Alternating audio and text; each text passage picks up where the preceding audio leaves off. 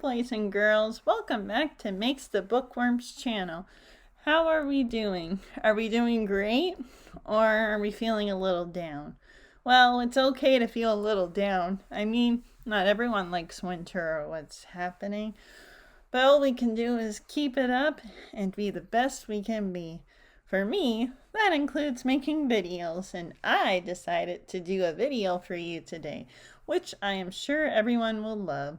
I mean, sure, it's not on a day I usually get it, but I am sure everyone will love it. At least I hope you do. Do you remember how I told you what story I'm reading? Well, no, I'm sorry. It's not Harry the Dirty Dog. Although, I keep showing that a lot in my videos, so maybe I'll have to read that as my next story. If you're interested, I'm sure I will, so make sure you stay tuned. Either way, everyone, I hope you enjoyed today's story of the Lorax by Dr. Seuss. Yep, another Dr. Seuss story, but that's okay because he is awesome and he writes awesome books, just like this one. Now, the Lorax is an awesome story. I mean, look at it. It's not just any story. It's about saving the environment and what can happen. But a boy got a little too reckless, and then things went downhill, kind of like it is now. So, by reading this, I'm sure we can see how great the environment is and how it flourishes. And if you've seen the movie The Lorax, I am sure you will love the story. And maybe, if you haven't, you'll get to see what the Lorax character is all about. And then we can learn a lesson on how one person can make a difference. Now, are we ready to listen? Okay, can't wait to read it to you. The Lorax. Who's this guy, by the way?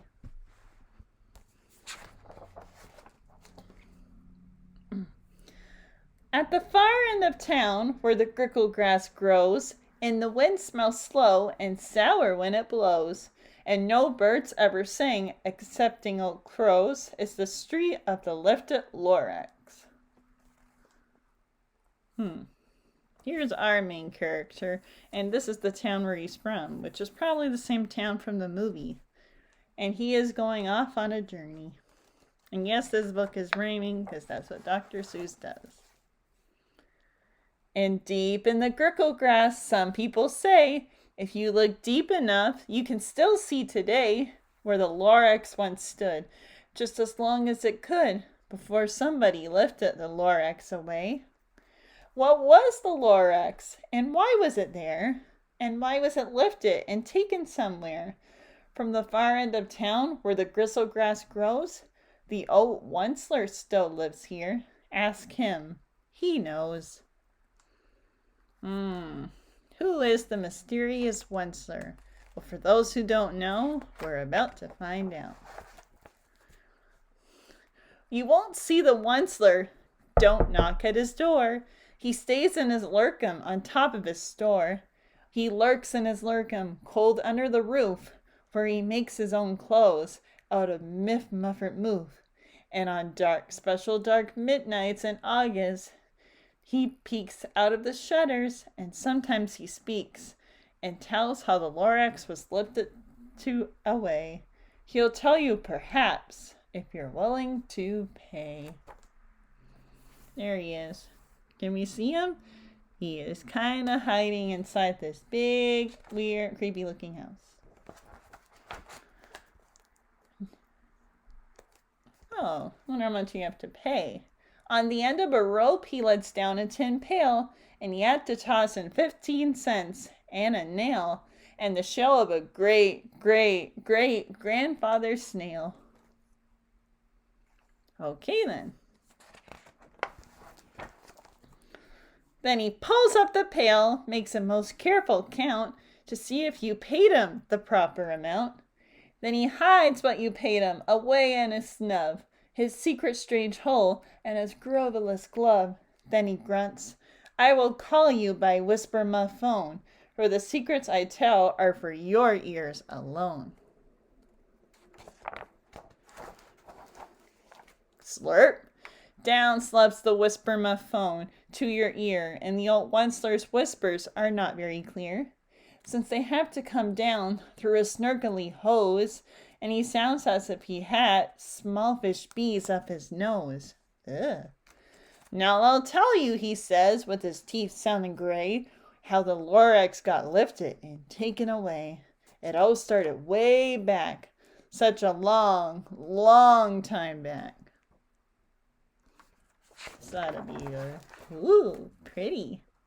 Way back in the days when the grass was still green, and the pond was still wet, and the clouds were still clean, and the song of the swans rang out in space.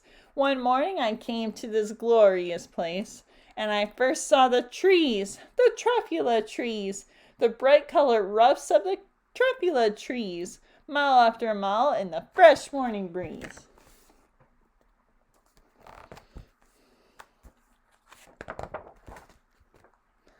And under the trees I saw brown barbaloots frisking about in their barbaloot suits, as they played in the shade and ate truffula fruits. From the ripulous pond came the comfortable sound of the humming fish humming while splashing around.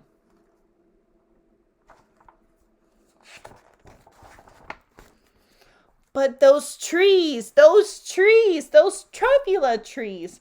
All my life I've been searching for trees such as these. The touch of their tufts was much softer than silk, and they had the sweet smell of fresh butterfly milk. I fell to greet leaping, a joy in my heart. I knew just what I'd do. I unloaded my cart. What's he gonna do? In no time at all, I had built a small shop. Then I chopped down a truffula tree with one chop. And with great skillful skill, and with great speedy speed, I took the soft tuft, and I knitted a lead. And it begins. The instant I finished, I heard a ga-thump. I looked. I saw something pop out of the stump of the tree I chopped down. It was sort of a man. Describe him? That's hard. I don't know if I can. He was shortish and oldish and brownish and mossy, and he spoke with a voice that was sharpish and bossy. Looks like the Lorax.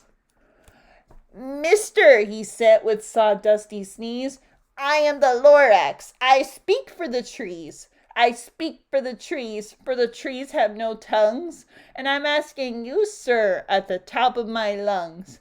He was very upset as he shouted and puffed, What's that thing you made out of my truffula tuft? He doesn't sound very happy. Look, Lorax, I said, there's no cause for alarm. I chopped just one tree. I'm doing no harm. I'm being quite useful. This thing is a need. A need I find something that all people need. It's a shirt, it's a sock, it's a glove, it's a hat, but it has other uses. Yes, far beyond that. You can use it for carpets, for pillows, for sheets, or curtains, or covers for bicycle seats. The Lorax said, Sir, you are crazy with greed. There is no one on earth who would buy that full need. So you can use that as a shirt, a sock, or whatever you want. I don't know if you can use it for pants. That would look kind of weird. But at the very next moment, I proved he was wrong. For just at that moment, a chap came along, and he thought that the thing I had knitted was great. He happily bought it for $3.98. I laughed at the Lorax. You poor silly guy. You never can tell what some people will buy.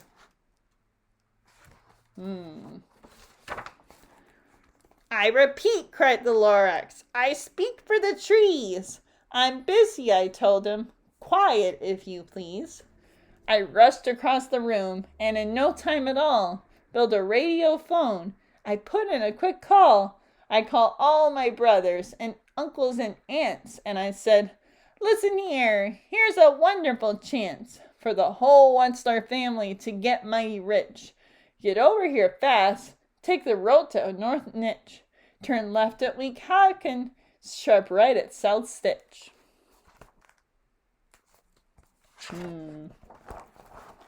And in no time at all, in the factory I built, the whole one-star family was working full tilt. We were all knitting threads, just as busy as bees, to the sound of the chopping of truffula trees. Uh-oh, I think this is where they start singing that song in the movie. I'm not sure what it is, but I'm sure you understand. Then, oh, baby, oh, how my business did grow. Now, chopping one tree at a time was too slow. So I quickly invented my super axe hacker, which whacked up 4 truffula trees at one smacker. We were making threads 4 times as fast as before, and that Lorax, he didn't show up anymore.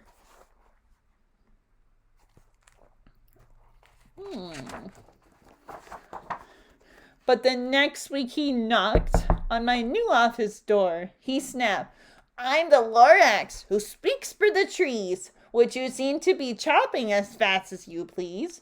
But I'm also in charge of the brown barbaloots who played in the shade in their barbaloot suits and happily lived eating truffula fruits.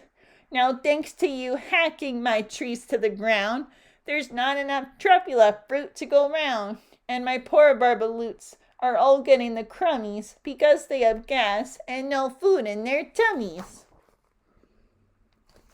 Oh dear. They loved living here, but I can't let them stay. They'll have to find food, and I hope that they may. Good luck, boys, he cried, and he sent them away. I, the Onceler, felt sad as I watched them all go. But business is business, and business must grow, regardless of crummies and tummies, you know. Well, that's not very nice. I meant no harm. I most truly did not. But I had to grow bigger, so bigger I got. I biggered my factory. I biggered my roads. I biggered my wagons. I biggered the loads.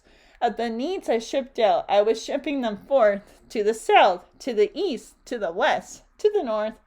I went right on biggering, selling more needs, and I biggered my money, which everyone needs. Uh-oh. Then again he came back. I was fixing some pipes when that old silly Lorax came back with more gripes. I am the Lorax. He coughed and he whiffed. He sneezed, achoo! And he snuffled. He snargled, he sniffed. Onceler, he cried with a croak. Onceler, you're making such smogulous smoke. My poor swummy swans, why they can't sing a note. No one can sing who has smog in their throat. And so, said the Lorax, please pardon my cough. They cannot live here, so I'm sending them off. Where will they go? I don't hopefully know. They may have to fly for a month or a year to escape from the smog you smogged up around here. First the Barbala boots, and now the swans. Oh no. What's more, snapped the Lorax. His standard was up. Let me say a few words about Gluppity Glup. Your machinery chugs on, day and night without stop, making Gluppity Glup, also shuppily shup.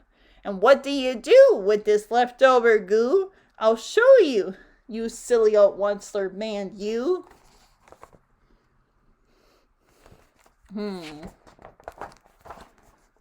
You're glumping the pond where the humming fish hum. No more can they hum, for their gills are all gum. So I'm sending them off. Oh, their future is weary. They'll walk in their fins and get woefully weary in search of some water that isn't so smeary. Now the fish are leaving. And then I got mad. I got terribly mad. I yelled at the Lorax. Now listen here, Dad. All you do is yep, yep, and say bad, bad, bad, bad. Well, I have my rights, sir, and I'm telling you, I intend to go on just doing what I do.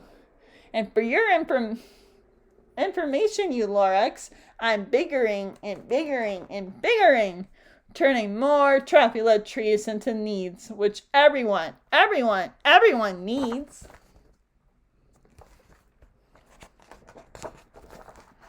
And at that merry moment, we heard a loud whack.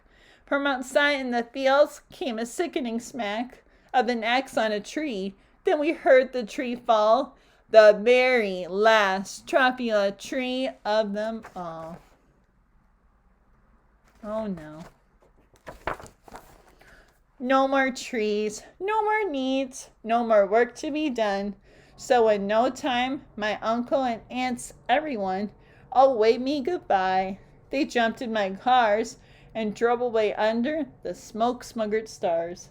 Now all that was left neath the bad-smelling sky was my big empty factory, the Lorax, and I. The Lorax said nothing, just gave me a glance, just gave me a very sad backward glance as he left himself by the seat of his pants. And I'll never forget the grim look on his face when he hoisted himself and took leave of this place through a hole in the smog without leaving a trace.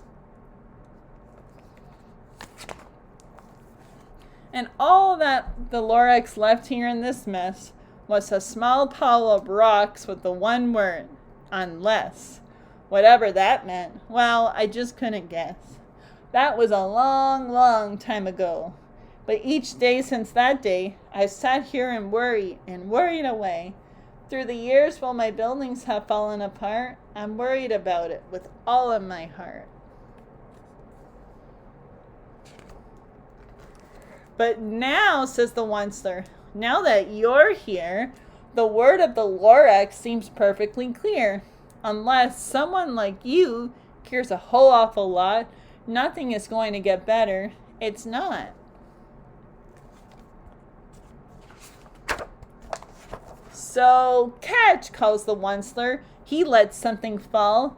It's a truffula seed. It's the last one of all. You're in charge of the last of the truffula seeds, and truffula trees are what everyone needs. Plant a new truffula. Treat it with care. Give it clean water and feed it fresh air. Grow a forest. Protect it from axes that hack. Then the Lorax and all his friends may come back. The end. Yeah, that was a bit of a long story and a bit sad. I mean, he was happy at first, the Onceler. He was chopping up all these trees and making all this money, and he thought that that was all everyone needed was to chop up all the trees. But what he doesn't know is that there's not an unlimited supply of truffula trees. So when he ran out, then that means his business was gone, and the animals didn't have a home. The Onceler didn't really have a home, and everything was just sad. However, the boy, if he manages to plant that truffula seed, then he can create a forest just like he told him, and then maybe he can make a difference.